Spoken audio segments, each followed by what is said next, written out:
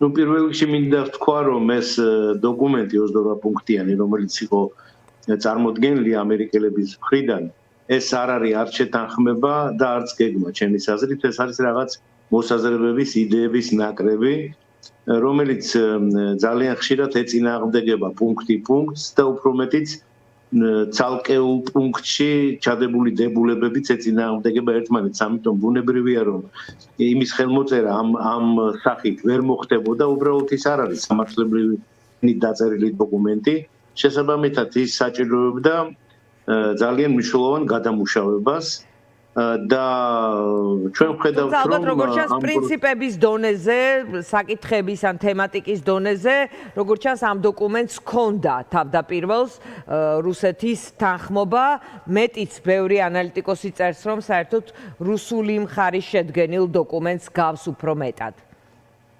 ნუ მეც პრინციპში ვემხრობი მაგ მოსაზრებას, მაგრამ ეხლა მე ვლაპარაკობ იმაზე, რომ საერთოდ ეს არ არის ხელშეკრულების ენით დაწერილი დოკუმენტი. Non-paper ასეთი ფორმულირება მისცეს მას, ანუ ჩარჩო ან სხვა არა, არც ჩარჩო, არა, თუ გინებავთ ჩარჩო იყოს, მაგრამ როდესაც მაგალითად ტერმინებში არის აღრევა და ასე ვთქვათ, იმისთანა დებულებები შემოდის, რომელიც არ არის თანხმედრაში, არც წინა პერიოდში გაჟღერებულ პოზიციებთან, არც საერთაშორისო სამართლის პრინციპებთან და ნორმებთან, აი ამას გულისხმობ ზუსტად. თვითონ ენა, ადამიანი, ნებისმიერი სპეციალისტი, ვისაც უმუშავეა საერთაშორისო ხელშეკრულების ტექსტის შეთანხმებაზე, გეტყვით, რომ ეს არ არის ხელშეკრულების ენით დაწერილი ტექსტი და არც მისი სტრუქტურა წარმოადგენს. ხო, იმას ასეთ შეფასებებიც არის, მეტიც არის საუბარი, რომ თითქოს რაღაც ტიპის ტერმინები არის აღრეული და საბჭოთა ხელშეკრულების მაგივრად რუსული ხელშეკრულება რაღაც, მოკლედ, ბევრი ლაფსუსი იპოვეს. დიანა, მე შემიძლია ახლა კონკრეტული მაგალითებიც მოვიყვანო, მაგრამ მე ვფიქრობ, რომ ეს დრო თავარზე ვილაპარაკოთ, კი ბატონო. ხო, უბრალოდ ახლა ანუ იყო რამოდენიმე საშუალება, ხო, ზელენსკის რეაქციის ამ დოკუმენტზე. ორი რადიკალურად უკიდურესი, ან მაგალითად მიღება ამ ტექსტის, რაც იყო აბსოლუტურად საზიანო უკრაინის ინტერესებისთვის, ანუ პრინციპში შეიძლება აი ეს პირვანდელი დოკუმენტი შევაფასოთ როგორც 10% უკრაინის სასარგებლოდ და 90% რუსეთის სასარგებლოდ. ან მეორე რომ ეთქვა, რომ ამას ეს არის მიუღებელი და ამას ვერ მივიღებ, ამის პრინციპში პოტენციაც ანუ არ ქონდა ზელენსკის, იმიტომ რომ ამერიკელებს ასე ამ მიწოდებულ დოკუმენტს უკან ვერ ესროდა და აირჩია ყველაზე რთული, მაგრამ ყველაზე ასე ვთქვათ, ეფექტური გზა, დიპლომატიური და მე ვფიქრობ, რომ გუშინდელმა დღემ რეაქციებმა ევროპიდან, მარკო რუბიოს რეაქციამ, რომელიც ახლა პრაქტიკულად ცდილობს, რომ სტივ ვიტკოფის გაფუჭებული საქმე გამოასწოროს. მეტყველებს იმაზე, რომ დოკუმენტი ჩვენ ახლა ტექსტი არ ვიცით, როგორ შეიცვალა, ერთადერთი რას თქვენ ბრძანეთ, ან ვიცით, რომ პუნქტების რაოდენობა შემცირდა. მაგრამ როგორი სტრუქტურით გადალაგდა, რა ენით არის დაწერილი, რაზეა მინიშნებები, ანუ რა შეიცვალა პრინციპულ მიდგომებში, ეს არ ვიცით, მაგრამ შეიძლება ვივარაუდოთ, რომ ის უფრო ახლოს არის ევროპელების მიერ წარმოდგენილ დოკუმენტთან.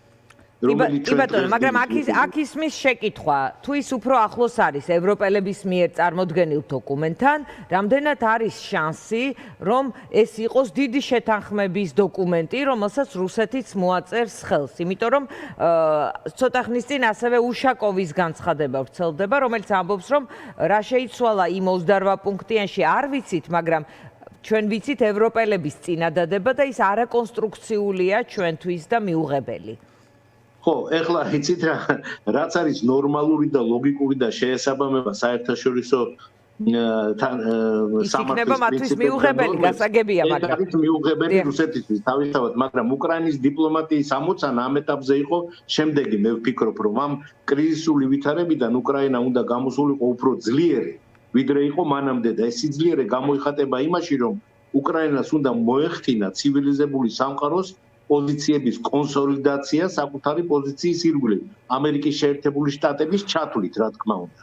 ეს მიგვიყვანს იმ ვითარებამდე, როდესაც რუსეთი მოიქცევა იზოლაციაში, შეეწინააღმდეგება და დაუპირისპირდება არა მხოლოდ უკრაინას და არა მხოლოდ ევროპას უკრაინელებთან ერთად, რაც ისედაც ცხადია, არამედ ამერიკელებსაც დაუპირისპირდება, აქედან ყველა შემდგომში გამომდინარე შედეგი, რაც იქამდე მიგვიყვანს, რომ რუსეთი კიდევ ერთხელ დაადასტურებს იმას, რომ მას სინამდვილეში მშვიდობა არ სურს, არ არის მზად ამისთვის და გაძლიერდება უკრაინის მხარდაჭერა აქედან გამომდინარე სანქციები რუსეთის წინააღმდეგ, უკრაინის შეიარაღება და რამოდენიმე პერიოდის შემდეგ, არ ვიცი კვირის თუ თვის შემდეგ, ხელახლა დაუბრუნდებიან ქვეყნები განხილვას სამშვიდობო გეგმის, მაგრამ ეს იქნება უფრო უკრაინელების სასარგებლოდ და უფრო მომგებიანი პოზიციიდან. ამოცანა ახლა უნდა იყოს ომის დასრულება თუ ამოცანა უნდა იყოს ესე ვთქვათ იმ ტიპის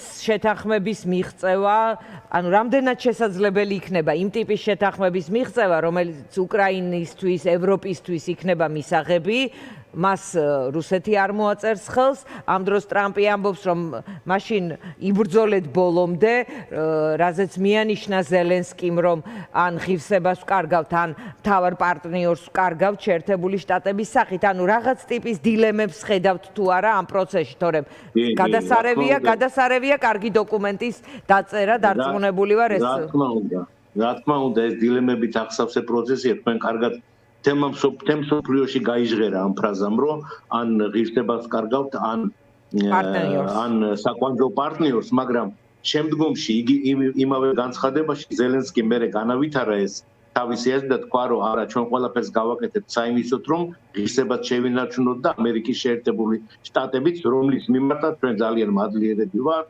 ლოცავთ ამერიკელების გულებს, რომლებიც ჩვენ გვეხმარებიან და ტრამპი წუწუნებს, რომ მას არ ემადლიერებიან სათანადოდ და ამიტომ როგორც ჩანს. ყოველ გამოსვლაში ზელენსკი რამოდენიმეჯერ უხდის მადლობას ტრამპს და იმ პრეს რელიზში სხვათა შორის, რომელიც გამოაქვეყნეს ამერიკელებმა და უკრაინელებმა ერთობლივი აერთდღიანი მოლაპარაკების შემდეგ, იქაც ხაზგასმულია მადლიერების გზნობა და მადლობა ზელენსკის და უკრაინული მხარეც ამერიკელებისადმი და კონკრეტულად პრეზიდენტ ტრამპისადმი. ამიტომ ამ თვალსაზრისით განაიარაღა ტრამპი ზელენსკიმ ბოლომდე, მაგრამ ეხლა რა არის ამოცანა? რა თქმა უნდა, ამოცანა არის პირველ რიგში ცეცხლის შეწყვეტა. სხვათა შორის ევროპელების ვარიანტშიც ევროპელები დაუბრუნდნენ პირველად, ასე ვთქვათ, იდეას პრეზიდენტ ტრამპის, რომ პირველ რიგში უნდა მოხდეს ცეცხლის შეწყვეტა და შემდგომ მხარეებმა უნდა დაიწყონ მოლაპარაკება. ეს არის მთავარი განსხვავება. არჩევნები 100 დღეში არის ასევე ევროპულ ვერსიაში. კი, არის და აქ საერთოდ ვერანაირ პრობლემას ვერ ვხედავ. მე იმიტომ რომ უკრაინამ უკვე რამოდენიმე ჯერზე დაამტკიცა, რომ მას ძალუძს ჩატარება არჩევნების დემოკრატიულად, ასე ვთქვათ, ისე რომ ყველა ცნობს ამ შედეგებს არჩევნების, როგორც აგებული, ასევე მით უმეტეს მოგებული მხარე. შეგახსენებთ, რომ უკრაინაში 4-ჯერ თუ 5-ჯერ არჩევნების გზით შეიცვალა რადიკალურად ხელისუფლება და ახალი ელიტები მოვიდნენ ხელისუფლებაში. ამიტომ ამ არჩევნებში ვერანაირ პრობლემას ვერ ხედავ. სხვათა შორის დარწმუნებულიც არა ვარ იმაში, რომ ზელენსკი იყრის კენჭს ამ არჩევნებში. ან შეიძლება იყაროს. მაგრამ ეს არავითარ პრობლემას არ წარმოადგენს. ის სხვა საკითხები იყო გაცილებით უფრო პრობლემატური. შეიარაღება, რიცხოვნობა ჯარის უკრაინის და ტერიტორიული თემა, დონეცკი, ლუგანსკის, რუსეთის, ასე ვთქვათ, რუსეთისთვის გადაცემა, ყირიმი, დონეცკი, ლუგანსკი, მათ შორის ის ნაწილი, რომელიც და დანარჩენ ოლქებში ფრონტის ხაზის გაყინვა, ალბათ ეს არის ყველაზე მთავარი წინააღმდეგობის ხაზი ამ დოკუმენტში. კი, წინააღმდეგობის ხაზი არის, რა თქმა უნდა, მაგრამ ევროპელების დოკუმენტში არის მინიშნება, რომ ანუ პირდაპირ არის ნათქვამი, რომ ჯერ უნდა შეწყდეს ცეცხლი და მხარეები შემდგომ უნდა შევიდნენ მოლაპარაკებებში, მათ შორის ტერიტორიებთან დაკავშირებით და სცენ პატივი იმ შეთანხმებას, რასაც მიაღწევენ ამ მოლაპარაკების შედეგად. ანუ ეს არ ეწინააღმდეგება იმ ფუნდამენტურ ევროპულ და არა მხოლოდ ევროპულ აზრს. შეგახსენებთ, რომ როდესაც ეს დოკუმენტი მუშავდებოდა, ალბათ სტივ ვიტკოფის და კირილ დიმიტრიევის მიერ, მარკო რუბიო იღებდა მონაწილეობას დიდი შვიდეულის საგარეო საქმეთა მინისტრების შეხვედრაში, სადაც დიდი ნაწილი შეთანხმებული დოკუმენტის ამ შეხვედრის მიძღვნილი იყო უკრაინისადმი და იქ პირდაპირ ეწერა რომ მხარეების ცნობენ სუვერენიტეტს და ტერიტორიულ მთლიანობას უკრაინის და ძალისმიერი მეთოდებით არ უნდა მოხდეს ევროპაში და მით უმეტეს უკრაინის საზღვრების შეცვლა. კი ბატონო. ხო. ეხლა ეს ამას არ ეწინააღმდეგება ეს ახალი კონცეფცია, ჯერ ცეცხლის შევწყვიტოთ, შემდეგ რუსეთმა და უკრაინამ მოილაპარაკონ ტერიტორიებზე და რაზეც მოილაპარაკებენ, მერე იმას უნდა სცეს პატივი, როგორც უკრაინამ, ასევე რუსეთმა და ამ ორივე მხარემ უნდა მიიღოს გარანტიები მხარს. კი ბატონო, მადლობა ბატონ ვალერი, გავაგრძელებთ ჩვენ ამ თემაზე ლაპარაკს და ამასობაში ეს თქვა ახალი ამბები მოულოდნელ ეს თქვა ძალიან ჩქარა იცვლება ინფორმაციის დიდი ნაკადია ამ თემაზე. მადლობა ვალერი ჩეჩელაშვილს, რეკლამის შემდეგ დავბრუნდებით პირდაპირ.